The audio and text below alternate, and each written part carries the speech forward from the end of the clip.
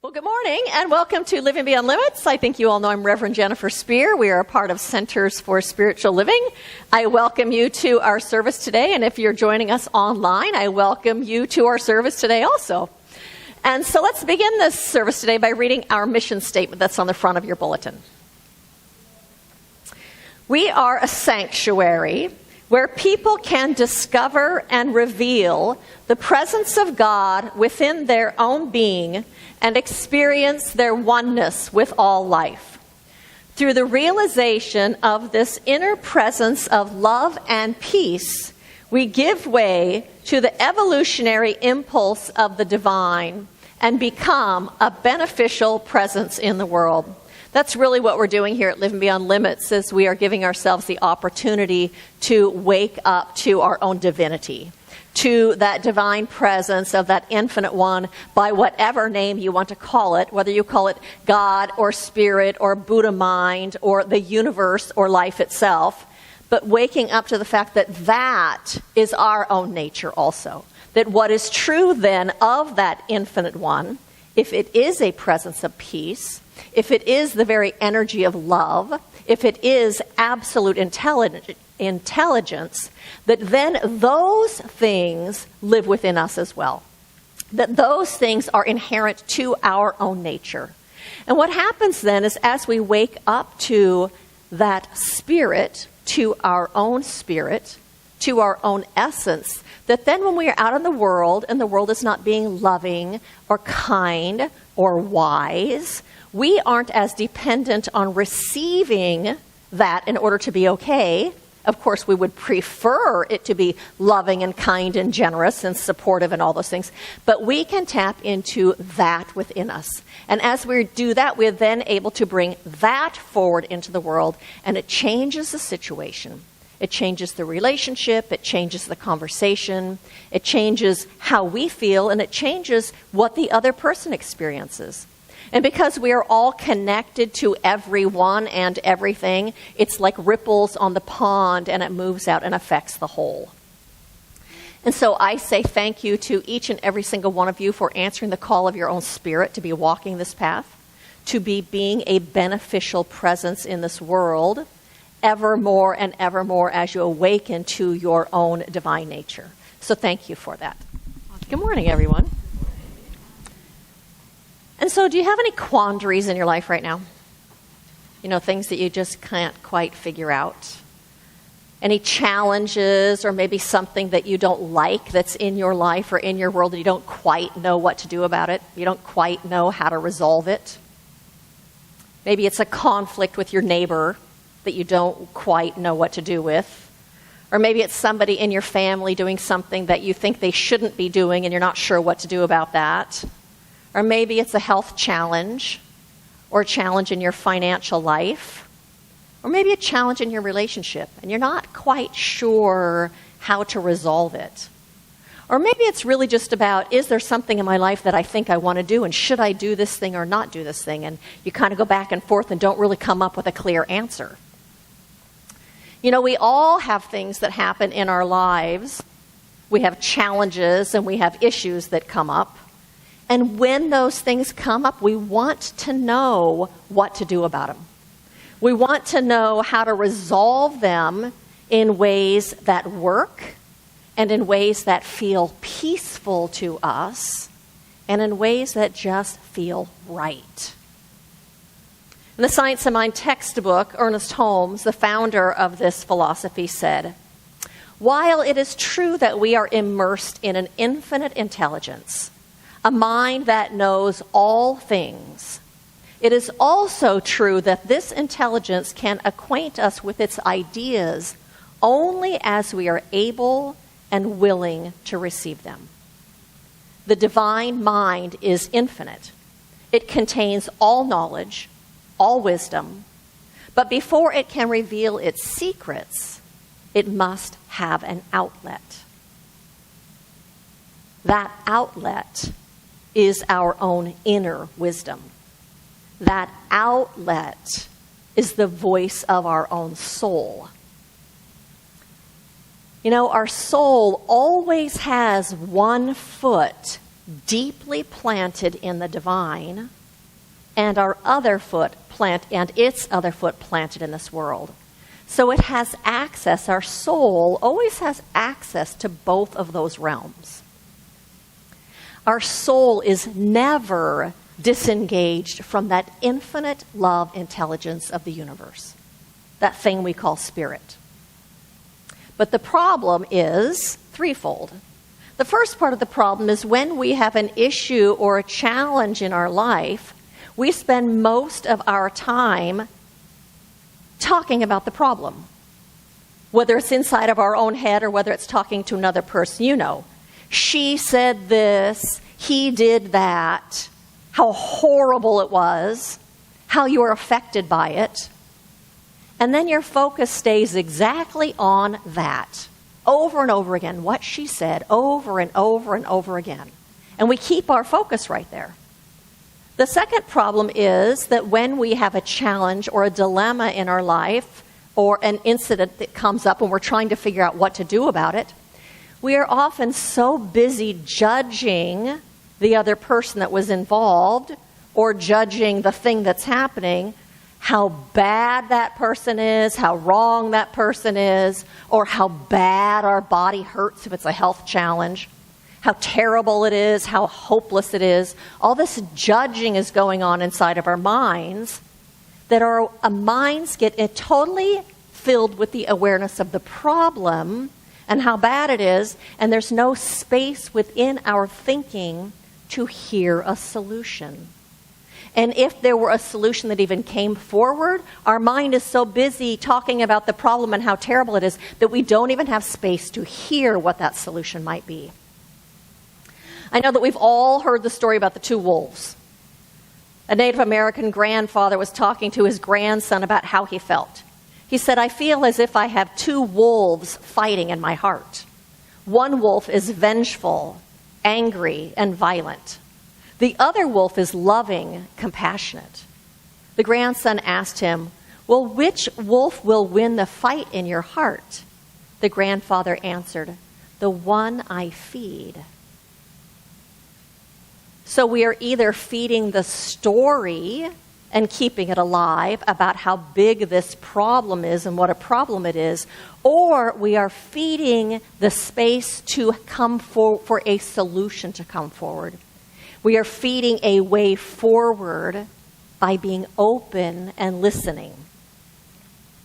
The third part of the problem is that we've been so socialized to believe that our intellect, our human intellect, is the only part of ourselves that has solutions or that has answers, that could solve problems, that we get stuck trying to figure it out in our heads. But your intellect can only draw from your past experiences and whatever conclusions you've drawn or beliefs you've developed because of those past experiences. Or your intellect holds on to opinions that other people have had, things that you've read, things that you've heard, that you have decided are valid.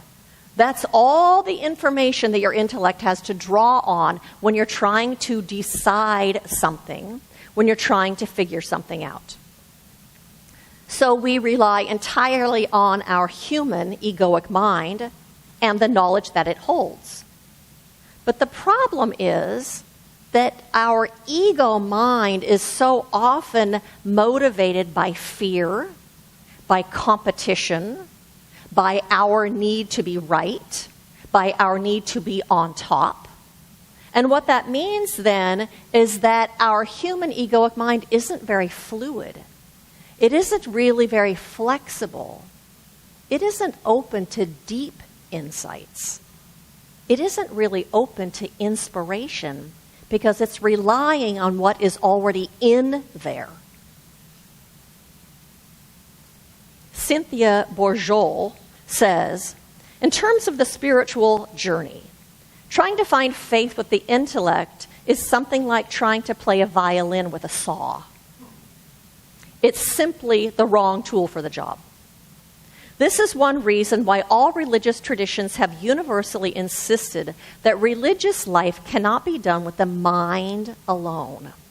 It's the biggest single impediment to spiritual becoming. And so then if the answers don't lie in our minds, where do we find the truth? Where do we find our solution and our answers? When we listen to our heart and when we listen to our soul, that divine knowing that resides within us, that intuition, it's the voice of our spirit. It's the voice of our soul. And so we're doing a class right now called Journey of the Soul. And we did an excerpt, and the class is all about really identifying as your soul and speaking from your soul. And so we did an exercise in class the other night. And what it was we had people pair up. And we had one and a two. And the first person decides of some event or something that's going on in their life that they would like some insight about. Something that maybe they're struggling with that they haven't been able to figure out, something that's going on. And so then they share the story with person B. What's going on, how they can't figure it out, what's happening, what their dilemma is. And then when they're done, they close their eyes and person B says, are you willing to receive your soul's perspective? Are you willing to receive your soul's perspective and insight about this experience? And the person answers yes, and they go within and they listen in the silence for 30 seconds. Every single person had a major insight. Not the answer your intellect gives you, but a deeper insight. And they were asked, so what is the insight that you received? And they shared with their partner and they wrote it down. And so Barbara is in class, and I asked her if I could share her story, and she said, sure. So her dilemma, the story that she's a little bit stuck in, is that her granddaughter, Taylor, has gotten some tattoos. And she got one tattoo on her chest, and then she got a second tattoo on her leg, and now she wants to get a third tattoo on her arm. And Barbara said, she asked her, what do you think? And she says, she really didn't want my opinion because she's going to do whatever she wants. But Barbara's concerned. She wants to become a psychologist, and Barbara says she knows these kids, once you get a tattoo and they continue to get more and more tattoos, she's concerned about it, says, I think you need to really think about it because you might be closing doors for yourself if that's what you want to do with psychology. There might be people that don't want to come and see you as a psychologist. I just think that you might not want to do this. You might think about it. So she tells this story and then is asked, would you like to receive the insight, the perspective of your soul? She says yes. She goes within and listens, and what she hears is, it's not yours. It's not yours to figure out. It's not yours to do. It's not yours to tell her. When you hear me say that answer, isn't there something inside of you that kind of goes, oh, like it rings true inside of you? But that certainly isn't what your yammering mind has to say. And with that, it's kind of like there's also a sense of peace and a sense of rightness about it. Did you get that?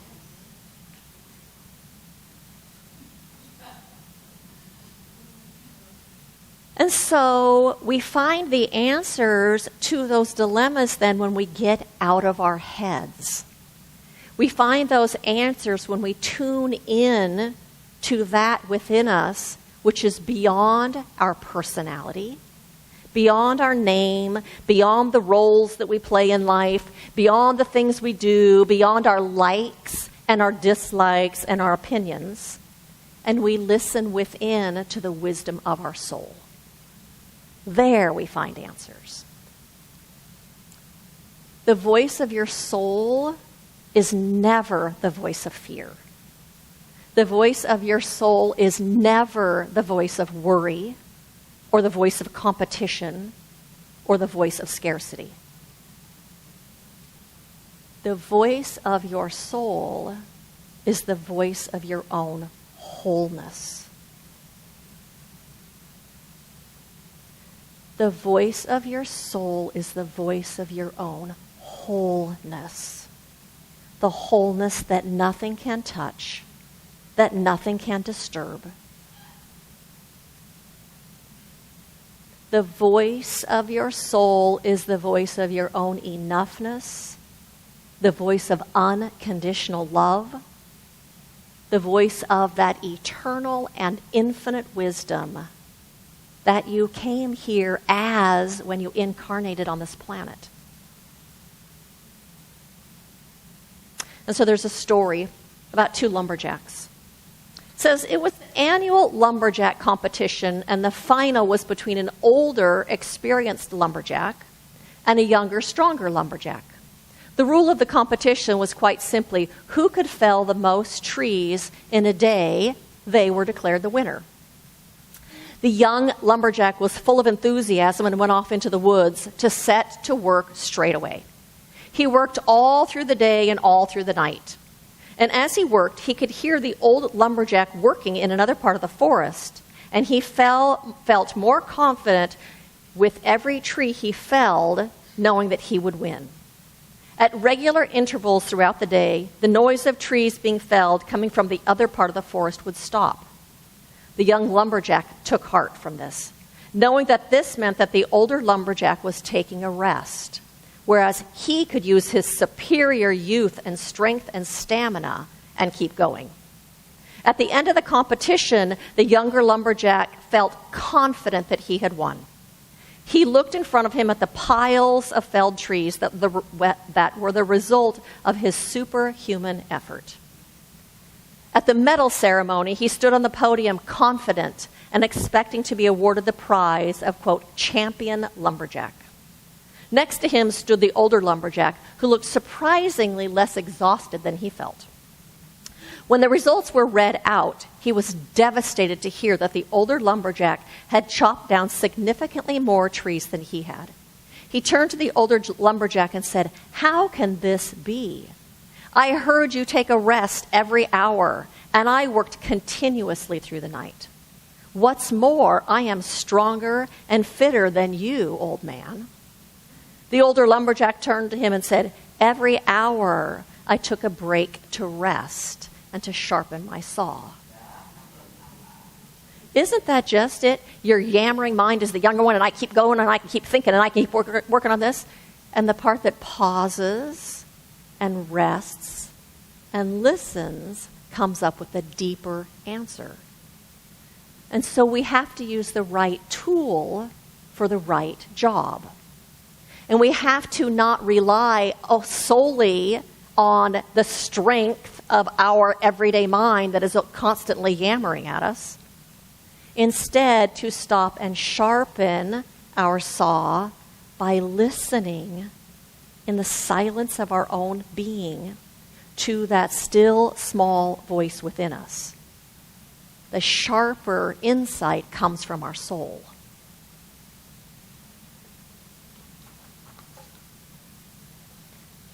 And so the title of my talk today is Please Listen Carefully, as the options may have changed.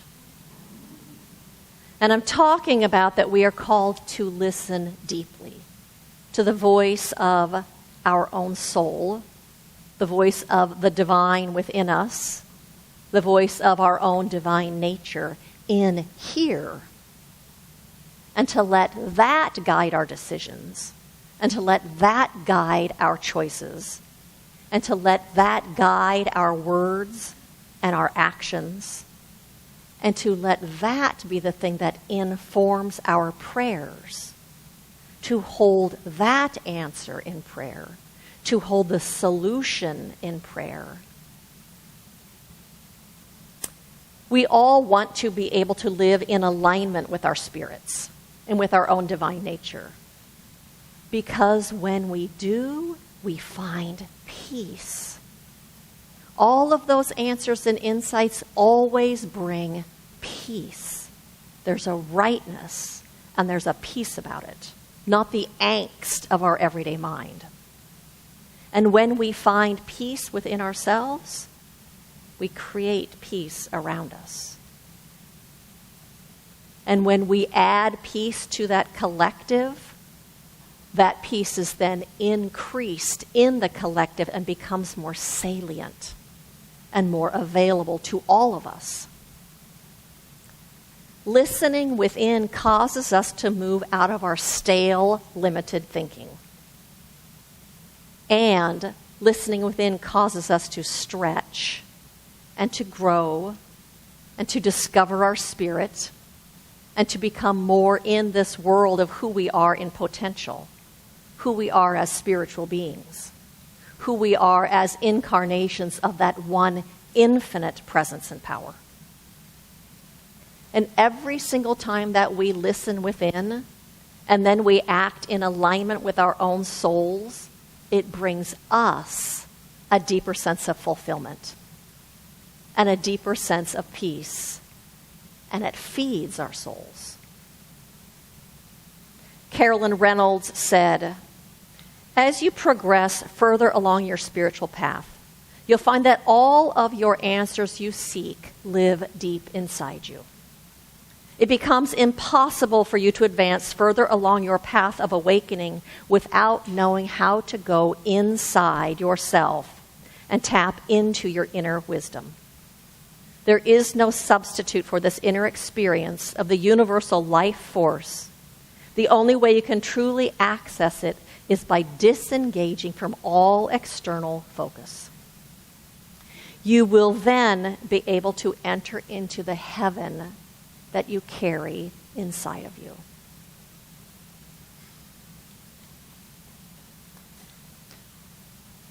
And so I'm going to give you the opportunity now to come up with an insight. And so in your program, you have some sort of a little paper that's a flower or a heart or a butterfly. I invite you to take that out. And Barbara's going to hand everybody pens right now. Oh, do you have pens already? Okay, I wasn't sure. And so what you're going to do is I'm going to ask you a couple of questions, 2 questions. And so what you'll do is your first question, you'll write your answer on one side of that.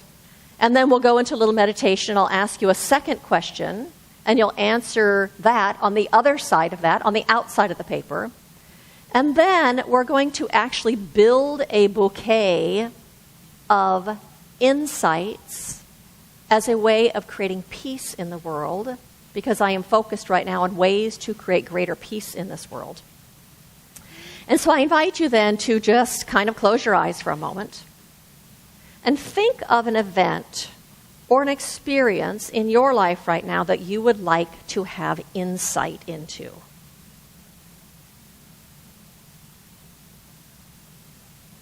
And so tell yourself a little bit about that problem. Where it is you're stuck, what it is you're thinking, how it is you're seeing it, how you might complain to somebody about it.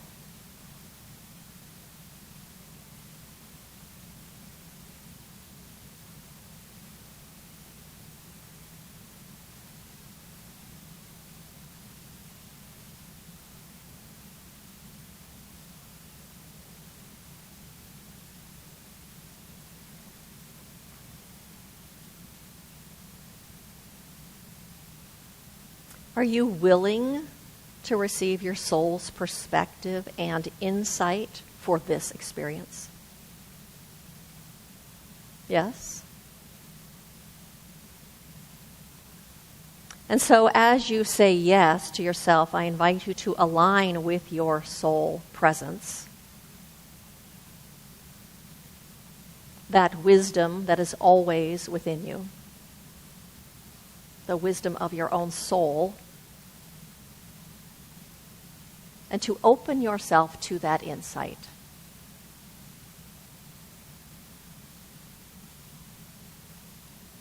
What does your soul have to say about this?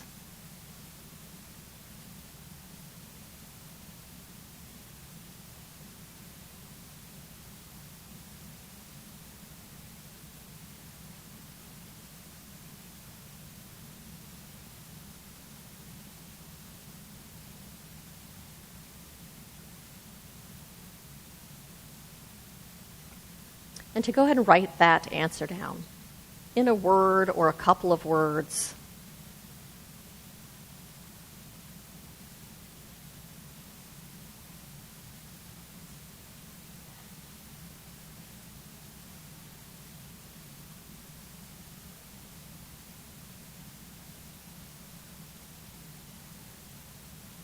Is there anybody that doesn't have a little colored paper? Barbara, do you have any extra ones? Gamal doesn't have one. Colleen does. Here she comes.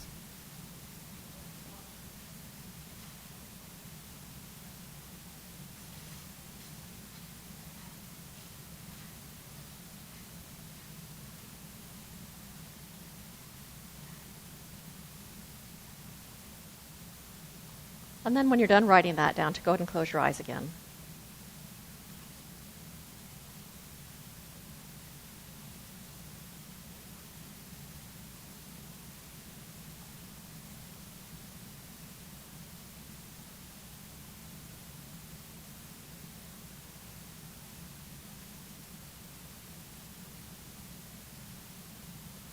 And to bring to your mind something that is happening in the world, that is disturbing, that is distressing to you, a conflict or a war or strife.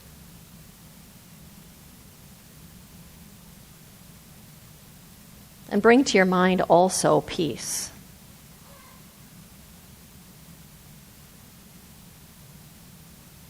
And turning within again to that wisdom of your own soul,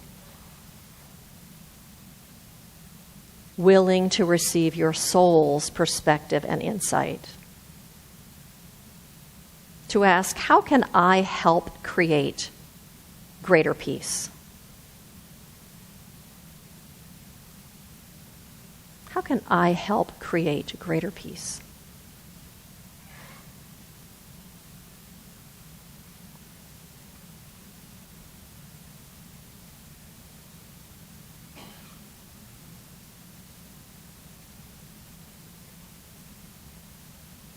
What is being called for in this world as a way to create greater peace?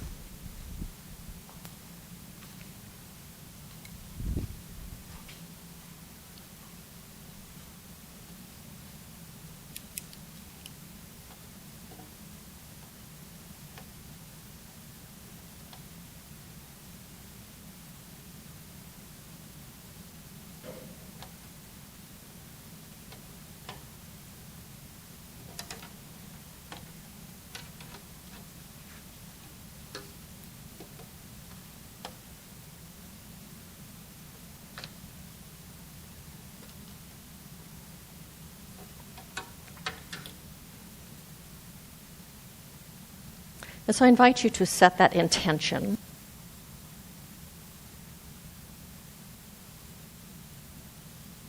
To take that into your heart as inner guidance, as inner knowing.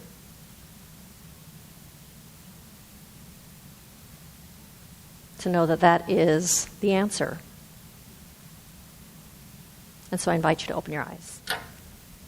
And so I'm going to actually invite you to join me in a prayer as we pray over these intentions, recognizing that these intentions and these answers have come from the very depth of our being, from that innate wisdom that lives within us that is none other than the wisdom of the cosmos, that wisdom that we came here with, and as we live these human lives that we sometimes forget. And so today, we open ourselves not in just in this moment, but in all moments, to that inner wisdom, to the quiet urgings of our own soul, to the wisdom of our hearts that always leads us and guides us to the perfect places, to the perfect solutions, knowing that they might seem contrary to our human minds, but it's a deeper knowing.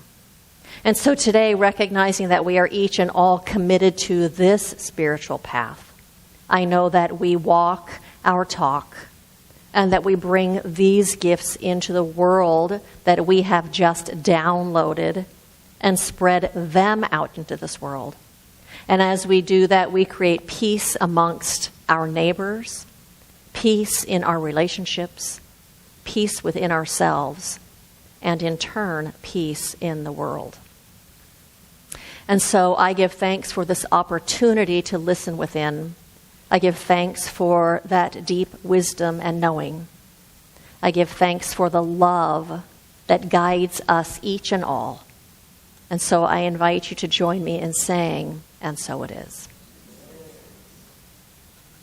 And so my invitation to you is that if something in your own life feels uncomfortable, or if something feels like you are in a dilemma over it, and you can't quite figure out which way to go, or what to do, or what the answer or the solution is, to stop and to get quiet.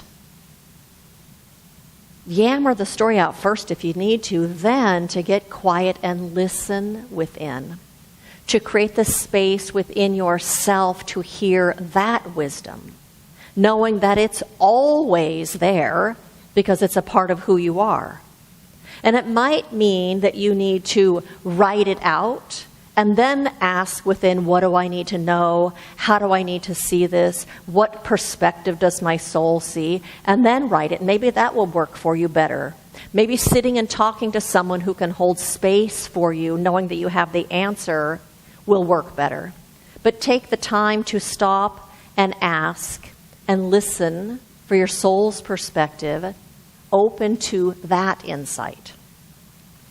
And as we do that, the result is greater peace in your life, greater peace within yourself, greater peace within the world, and you will be unfolding your own soul in this life and deepening your own spiritual life. And so blessings to all of you on this path of self-discovery, this path of bringing your light and your love and your deep wisdom into this world in a way that is beneficial for the whole as well as beneficial for you. So blessings to you. Thank you. And so I have a couple of invitations for you. One is next week we are doing our community service outreach project, which is we are going to Ronald McDonald House and cooking a meal for the people that are staying there. The people that stay there are mostly parents, but sometimes siblings, where the kids, part of the family, are in the hospital across the street. And it's for parents who go to the hospital every day to see their kids. And so they have so many people coming in and different organizations supporting them. And one of the ways that we can support them is to buy the groceries and then get together. We cook there and cook a meal and serve the meal there. So we're doing that next Sunday at 10:30. If you have not yet signed up, there is still space for you. You can shop. You could financially support it, or you can come and cook with us. So see me, and if you are signed up, let's say like 3 or 5 minutes after service ends, let's get together in the back, and we're going to talk about the menu and how you guys want to do this and all the details about it. So that means we will not be here next Sunday. There will be no one here. The room will be empty because we'll be at Ronald McDonald House, so just know that. Know also that we have prayer support after service. If you would like prayer, one of the practitioners is happy to sit down with you and do prayer. Will you raise your hand if you're a practitioner in this room? They're happy to do prayer with you. And we have a ministry of prayer box in the back. You can put a prayer request in and we will support you during the week. We have prayer shawls you can take with you if you or someone that you know would like to be wrapped in that energy of prayer. The practitioners will pray over it before you go for a specific desired outcome, and then you can take that with you. And of course, to follow us on social media and share the talks with your friends when they come out on Facebook, hit share because they get posted and that kind of stuff. So that's it for those invitations. And so I invite you to repeat after me. The love and light of Spirit are within me now. The love and light of Spirit are within me now. I share it everywhere I go. I share it everywhere I go. For I am it. For I am it. And so it is. And so it is.